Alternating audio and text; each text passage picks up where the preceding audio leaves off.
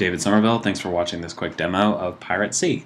This is a game that's playable with 2 poker decks, so let's just get started.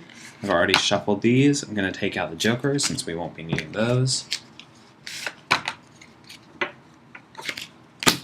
Okay, now, first thing you do is designate one deck the island and one deck the ocean.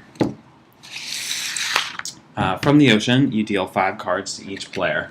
We'll be playing primarily from the ocean. The island comes in a little bit later. So, to each player, 5 cards. I'm playing against myself today. Okay, then each player chooses 1 card to be their captain.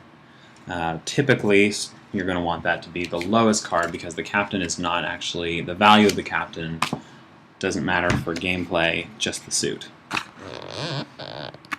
Alright. So now each player has their hand in their captain. This captain is the 5 diamonds, 3 of clubs. I'm going to be showing you my hand, which is pretty good in this case. Lots of high cards, which are valuable. I'm not going to be showing you the other hand, so you get a sense of what it's like to actually play the game. Then from the ocean, you deal also the Navy ship, which is great for looting and getting your hand better quickly. So that's actually just dealing 6 cards. I like to deal the bottom 3 one way and then turn and place the other 3 the other way. That's not necessary. It just helps me keep track because the bottom 3 are loot and the top 3 represent the battle that I'll be fighting against the Navy ship. You'll see what I mean in a second. The gameplay begins when the Navy card is, the top Navy card is turned over. Okay, now the game starts. Since I dealt, it's the other player's turn first. I'm just going to take a look at this here, see what they have. Okay, now each player's goal is to collect 3 face cards to buy the map from this deck of cards. Then once they do that, they can begin digging for the buried treasure from this deck of cards. They also want to buy the key, also for 3 face cards. And the first player to unite the treasure from this deck with the key from this deck is the winner. So this player wants to get 3 face cards, doesn't have that yet. So what he's going to do is he is going to attack the Navy in hopes that one of these 3 loot cards here will be a face card. So to start, he has to play a card that's of a different suit and higher than this. Each battle has 3 rounds. Sail, where you're trying to catch your opponent. Broadside, which is cannons, and boarding. So for the first round, he has to play a higher card of that than a different suit. So he's going to lead off with a 10. The Navy can't match that, so that card is discarded. Then the Navy unleashes a broadside of 2. Can easily beat that with a 7 of clubs. That's discarded. Now at this point, you'd think, since I said it was a 3 it's a 3-round thing, go to the 3rd, but it's actually best 2 out of 3. So the Navy has no chance anymore. He's won 2 rounds, so this is discarded, and this player now picks up his winning cards, puts them back in his hand, and also picks up the Navy's loot. And now discards any cards that he doesn't want. This is going to be a quick demo, which is actually great, because this player has already gotten 3 face cards.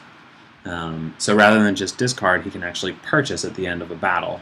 He's going to play these 3 face cards, put them in the discard pile, and pick up the map. Now, this player is the only one who sees the map, and he places it underneath his captain. At the end of a turn, you're only allowed to have 4 cards in your hand, not counting the captain and the map, key, or treasure, which the captain carries. So this player's turn is now over, having defeated the Navy and gotten the map. And a new Navy hand is dealt. New Navy ship. Again, 3 loot, 3 attack. And the top card is just turned over once gameplay has begun. Alright, so now it's my turn. I'm a little bit behind, but I am going to catch up quickly. So what I need to do is I need to defeat him to get that map from him. The problem is, in order to do that, first I have to defeat him, and then I pick at random from his hand, so I may or may not actually get the map itself. But I have a pretty good hand. I'm ready to take him on, so I'm going to start off with, let's see, Let's start with a king.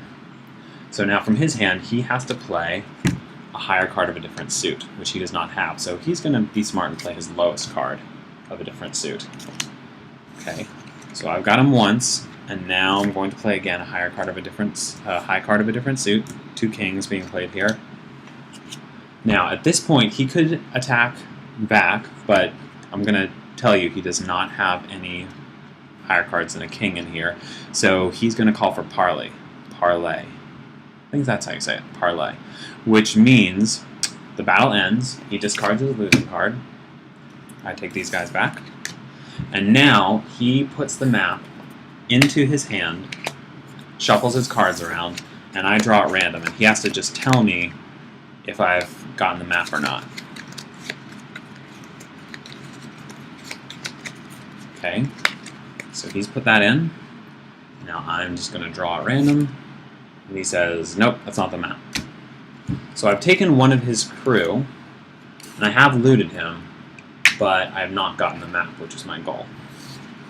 So now he's got 2 cards remaining in his hand. I now have 1, 2, 3, 4, 5 cards in my hand. So I have to discard 2 cards. He has to draw 2 cards, because at the end of each turn, each player has to have only 4 cards. So I'm going to get rid of the weak ones here. Okay. Alright, so that was my turn, battling him, which did not end in triumph, so I will buy my time and try again later. Okay, now it's his turn. He has the map. He knows... Okay, so how the map works is this card from this deck, whatever the value and suit is of this card, the corresponding card in this deck is the buried treasure. So he's got this card. He's looking for the matching one, the matching card from the island that's in the ocean. Okay, so studying that, he's going to go ahead, go to the island, and dig for that buried treasure. I'm going to turn over the first card, second card, third card. You can always dig 3 cards on the island, and then that's the end of your turn. So that's his whole turn. I'm going to attack him again, because I almost got him last time, and I have a pretty good chance of getting him again and just looting him. So, I'm going to play my king. Now he is going to play an 8 with an ace. Aces can never be played by themselves, but they always accompany another card to increase its value or change its suit.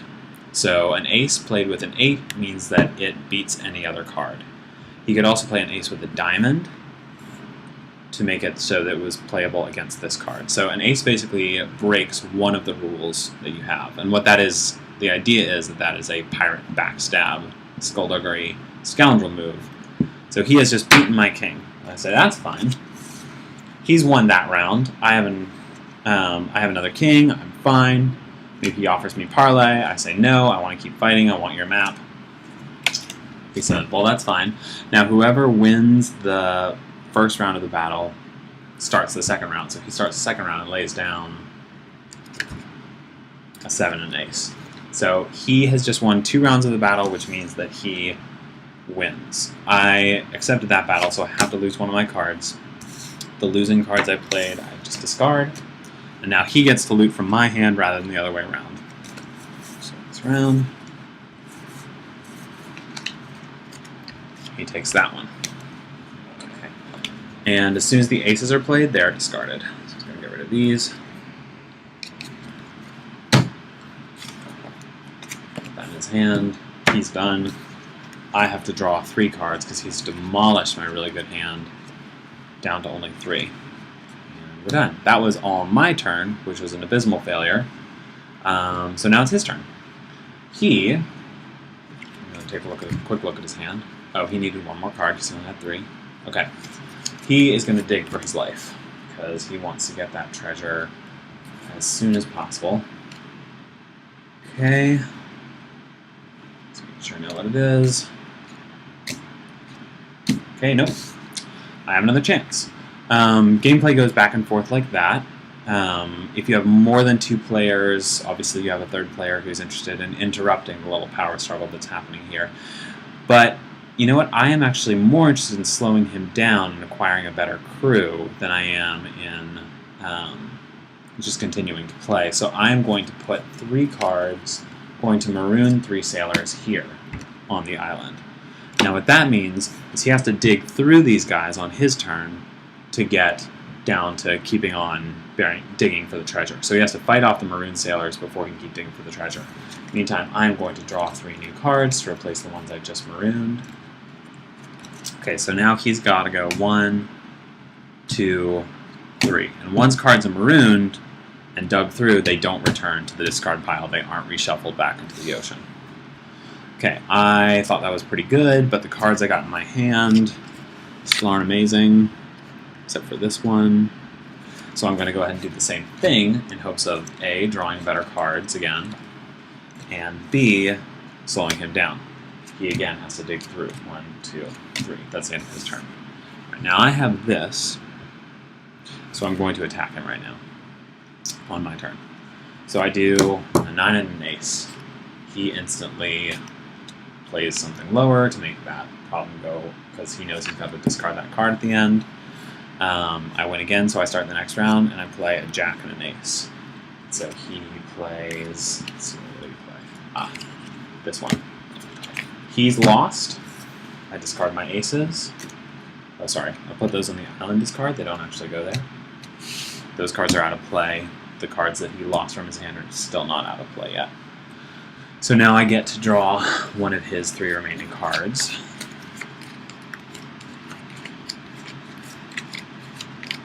I choose this one.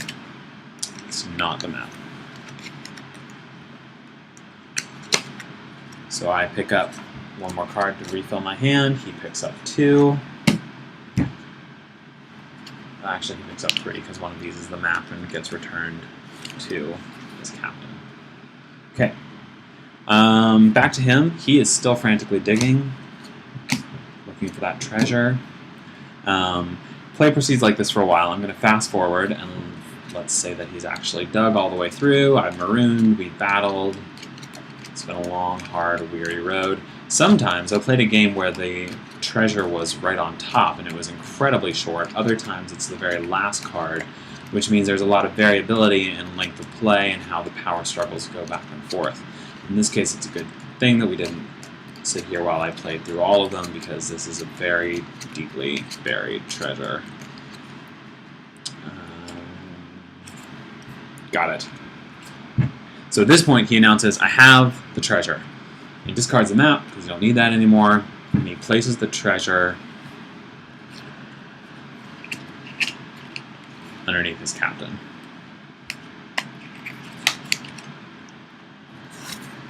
Okay, now, if he buys the key, next turn, he wins. So it's now all that I'm focused on is trying to defeat him, get the treasure, and buy the key. So immediately, I'm going to maroon these 3 cards, because while they're fine, they're not face cards, and I need the key, and I need to be able to beat him. So I'm going to draw 3 more, and they're all worse than what I just discarded, so that was probably a bad choice. Alright, his turn. If he has 3 face cards, he can buy, I'm not supposed to show you his, he can buy the key. He doesn't, so he's going to maroon these guys and try and pick up 3 face cards. It's the end of his turn. I'm going to do the same thing, just trying as fast as I can to get a good hand and to prevent him from getting 3 face cards. He's going to do the same thing again.